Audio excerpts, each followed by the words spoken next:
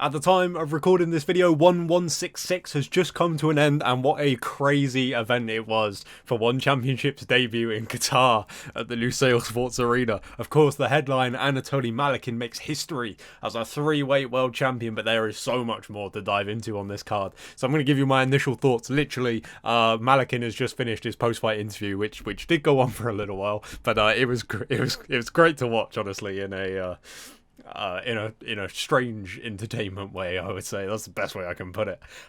First fight of the night, I should say that, if you're in the UK like myself, this event, kicked off at 12:30 midday, so I was working during some of these fights, so it wasn't really until later on in the card that I could really pay attention to all of these fights, so we'll skip through a couple pretty quickly, but the Bulldog choke to open the card from Kato Yamakita against Jeremy Miado was fantastic stuff. The way he adjusted and kind of wall walked up the cage to get the angle for that, get the leverage, to get the tap.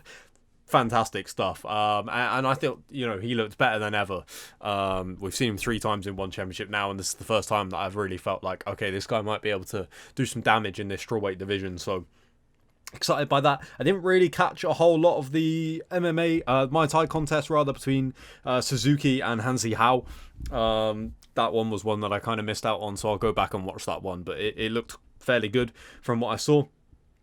You had a Muay Thai contest between Saldoyev and El Jamari. Again, didn't really watch a ton of this one, but that finish from Saldoyev where he landed the hook to the body and then the hook upstairs, that little combination was fantastic. I think both guys got dropped earlier in that fight, so that definitely looked like one to go back and watch, so I will be going back to that one at some point over the next few days. But yeah, that looked like a fun contest, and the finish itself was fantastic.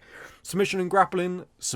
Submission, I said that weird, right? Submission grappling contest here between Kleber Souza and Osama Almawi.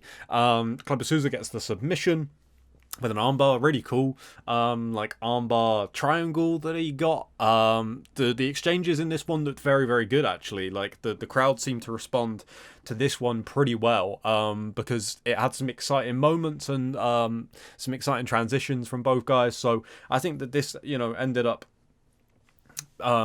being one of the better submission grappling contests for One Championship in terms of how well it was received. Sometimes we get, I think, because of how good the champions are that they have, obviously Musamechi, the Ruotolo brothers, Danielle Kelly, that I wouldn't necessarily put into that same category, not because I don't think she's good, but just because a lot of her opponents have been MMA competitors, whereas the other guys have mostly fought other submission grappling guys, but they're just so far and above the other guys that the matchups tend to not be too competitive, and I think that makes people not interested in them. But this one seemed to go down pretty well, so hats off to Kleber Souza for that submission. Then you had Vladimir Kuzmin taking on Zafer Sayek. This was a strange one. Kuzmin ended up getting a yellow card for a illegal knee, the first of many yellow cards. This event, more cards than Pokemon, honestly. It was absolutely crazy to watch play out, but Kuzmin did get the win. I did think, the fight was actually quite competitive, probably more competitive than I would have imagined, to be honest. But I thought Kuzmin looked quite good, and I still, wish we had got to see the Nongo fight, but I'm also happy to see Nongo get booked on that big Friday fights card we've got coming up against Kulab Dam. So it is what it is. Another win for Kuzmin. Then you had, this is where the main card really kicked off. You had this catchweight boxing contest between the undefeated 9-0 pro boxer Zuhair Al-Qatani taking on Muay Thai striker Mehdi Zatout. And this fight was kind of where I was like, okay, this card might get a little bit weird, because this was not a very good watch, I don't think, although Mehdi Zatout made it quite entertaining with some of his showboating. I wasn't impressed by Zuhair Al-Qatani. I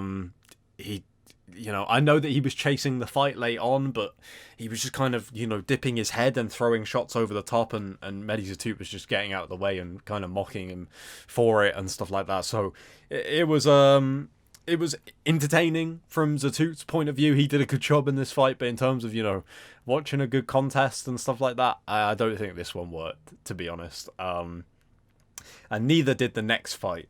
Amir Bari versus Arjan Bula at heavyweight. If you had said to me, what's the worst thing that could happen to Arjan Bula, I would have said, getting knocked out, of course. But secondly, the activity issues that kind of plagued him against Anatoly Malykhin, and that was the case this time around, as he got disqualified in the third round due to a red card. He'd been given 2 yellow cards before that, and this was debated quite a bit on social media. I saw the argument of, was it fair or not? I think there's a couple of different talking points here. One of them being that yes, you can say that when Bula did, engage, Aliat Bari was throwing huge shots at him. So I don't blame him for getting out of the way and circling and things like that. But the fact of the matter was, even when Aliat Bari wasn't doing anything or throwing anything, neither was Arjan Bula. And when Aliat Bari was throwing, neither was Bula. So I agreed with the yellow cards. It is a little bit harsh to disqualify a fighter when there's a minute left in the round,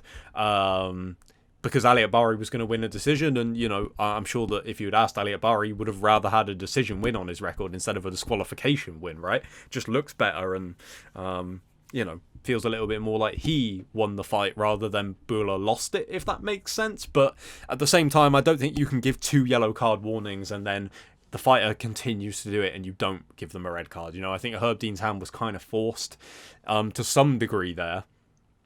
So I understand why people would be against it. I personally think that Herb Dean was in the right to do that, especially if you saw the Malykhin fight where it was only Malykhin that was doing things in that fight. So I agreed with the decision overall, even if the timing did feel a little bit odd with it. But yeah, terrible fight for Arjan Bula. And I don't really know if it did a whole lot for Amir Aliat Bari either, but I imagine he'll be next for some kind of heavyweight title, whether it'll be against Malykhin or whether it'll be an interim title, because Malykhin will probably need some time to go back up to heavyweight. We'll see, but this fight was a mess. And so was the next fight. Joshua Pasio versus Jared Brooks, strawweight rematch. Super excited for this one. And it ends in a minute because of an illegal spike. And Jared Brooks started this fight fantastic. And then, you watch the replay, he does slam Joshua Pasio on his head. Whether that should be a rule in MMA or not, whether it was intentional or not, I don't know. The way that, it seemed like Herb thought that the fight had been stopped because of the strikes Brooks was landing. So Brooks, a minute in, is celebrating. He's already on top of the cage, and then he jumps down and they tell him, no, you've been disqualified because of a throw. And it's a difficult one because it's very hard to spike somebody on their head unintentionally, right? At the same time, I think that Brooks wasn't told that he had been disqualified. He thought he'd won, so then to turn it around and change the initial decision is a bit harsh on Brooks, even though it is kind of his fault in a way, if you get what I mean. So this is a tough grey area. I would just like to see them run this one back and kind of just chalk this one off the radar personally, because I don't think Pasio will be too happy about being the new strawweight champion because of a disqualification either, and the fact that he would have had a long camp for this fight, and he obviously got an incredible amount of support out there from the Filipino fans that travelled out to Qatar for the event to watch him. So yeah, I'm sure that he'll want to run that back as well. So I think that's just the best move. Let's move past this one. Co-main event, more yellow cards. Yellow cards issued both to Tang Kai and Tan Le in their rematch to unify the featherweight belts. Little bit of a cagey start to this fight. It was a little bit like the first one, but less because of Tang Kai moving back and not engaging, and more just, with Tang Kai going forward a little bit more. I think, he was obviously being very careful to not get caught by Tan Le, and Tan Le was kind of a bit cautious, like, okay, this guy's coming towards me, so I need to time a counter. So you get that, these two guys are fast and they're both very powerful strikers. So I didn't think there was an issue with this one in terms of the lack of activity, because how much power these guys have, and both guys were being... It wasn't one... Yeah, it's difficult to compare this one to the Bula fight, but I just didn't really feel like it was necessary in this one. It wasn't obvious to me that either guy was going out of their way to be inactive, whereas I felt like Bula was never going to start throwing, no matter how many times you warned him. So... And then eventually, Tang Kai seals the win. Third round, step in. I think it was a right hook or a right cross that got Tan Le, dropped him. And yeah, I mean, As far as Tankai's performance, the first fight, stuck to a game plan perfectly for 5 rounds, didn't really engage too much, landed some big shots to win the fight, and for the rest of it just stuck to his game plan and kept himself safe. And then this one, he comes out and tries to land the statement shot a bit earlier and cement this win and cement his title reign, and he did that. It was a fantastic shot. And beautiful stuff from Tankai. That guy is so good. So this fight, maybe not the fight that we thought it would be in terms of the action before the finish, but the finish itself, you would expect a beautiful knockout from one of these guys if they were going to win it, and Tankai delivered that. And then the main event, a lot to talk about here.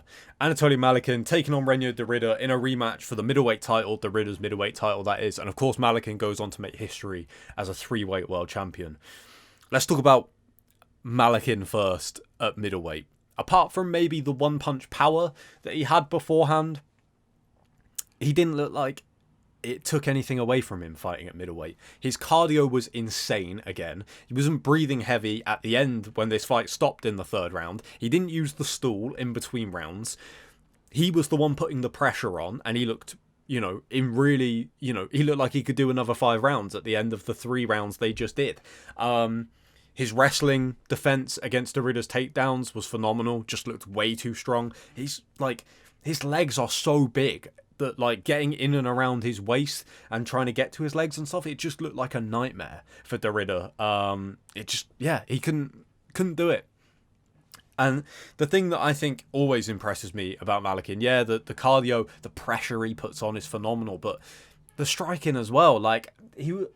I don't remember seeing this earlier on in his one championship career. And you would think, big one-punch knockout artist at heavyweight, eyes, going to look for single shots and stuff. The combinations he throws, the speed, mixing it up, the body shots this time around, I think probably led to the finish of this fight. Where in the 3rd round, there was a brief kind of grappling exchange. Malykhin landed some knees to the head on the ground. And then when they separated, RDR didn't get back to his feet in time and Herb Dean waved the fight off. I think that I wouldn't be surprised to know that to find out that de Ridder did do some damage to his ribs. Those body shots of Malykhin, like I said, were absolutely ruthless, and he was really digging to him. I think just to switch it up because de Ridder was keeping such a high guard in this fight. So it was beautiful stuff from Anatoly Malykhin. From a performance point of view, from Anatoly, fantastic stuff. In terms of RDR, some of the improvements he made, he definitely, tried to clinch a lot more and use that to get takedowns. He did, shoot a few more takedowns and wasn't able to have success with them. In terms of his striking, there was a bit more variation. He landed a couple of good jabs. He was really looking for, as Malykhin came close to him, that step-in knee, a little bit like we saw with Ian Machado Gary taking on Jeff Neal at UFC 298. Every time Malykhin would try and close that gap, he would throw a knee, or he would try and clinch with him. We saw a head kick, a couple of teep kicks to the body, push kicks, rather, that I thought were fantastic. But obviously, you risk Malykhin coming over the top or even taking you down. Not that, Malykhin seemed to not want anything to do with RDR on the ground. He would just leg kick him and then step away. So an absolutely phenomenal performance from Malykhin. Like I said, wouldn't be surprised to see if RDR has an injury or something like that, because he looked really tired, and those body shots and the pressure definitely took it out of him. And in terms of how the fight played out, I had posted at one point in the 2nd round that it kind of felt like we were just delaying the inevitable. I didn't really see a way that RDR was going to flip the script on him, and I think that's how a lot of people felt going into this fight, is he's not going to be able to strike with Malykhin all of a sudden.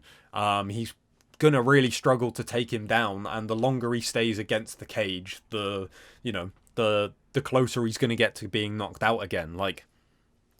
I just didn't really feel like Malykhin gave him any opportunities to really get a foothold in this fight. He didn't back up at all or anything like that. He didn't play the grappling game with him. He just defended the takedowns and went back to his striking. It was a flawless game plan from Malykhin. He seemed to make middleweight pretty easy. I'm sure, it wasn't as easy as it looked, but like I said, it didn't appear to take anything away from him on the fight night. And a flawless performance. I've seen a couple of posts saying about, Malykhin's probably the best guy to fight Francis Ngannou outside the UFC, which is crazy considering we've just seen him fight at middleweight. Admittedly, it's not £185 because of the hydration tests and all that, but even still, I don't know what is going to be next for Anatoly Malykhin. I haven't got a clue. Does he decide that he likes middleweight and stuff and he wants to stay there? No idea. His post-fight interview was absolutely insane, by the way. It was great to see him so happy and stuff. When he brought RDR over and he was like kind of slapping him, and RDR delivered the best line of the night. He can't stop punching me. That was hilarious. Him just haunting RDR for those 3 rounds and then making RDR pose for a photo with him where he's just got his thumb up. Great stuff. RDR, you know, incredibly humble in defeat. People, if you follow me on X, you'll know that literally as this event was going on, I posted that I wrote an article on RDR where I interviewed him a couple of weeks ago. I'd said that there was maybe something else in the works regarding RDR, regarding this event rather, and that was what it was. I'll post a link to it on the channel in the you know, like the community posts and stuff like that if you guys do want to check it out, because RDR is the man. I've got so much respect for that guy, and the interview I did with him was fantastic. So, and it wasn't related to this fight, it was more about his career beforehand and leading up to this point, I suppose. So you can still check that out. It's still a good read, even though he did lose his middleweight title. So I don't know what will be next for RDR. Who knows what's next for Malykhin?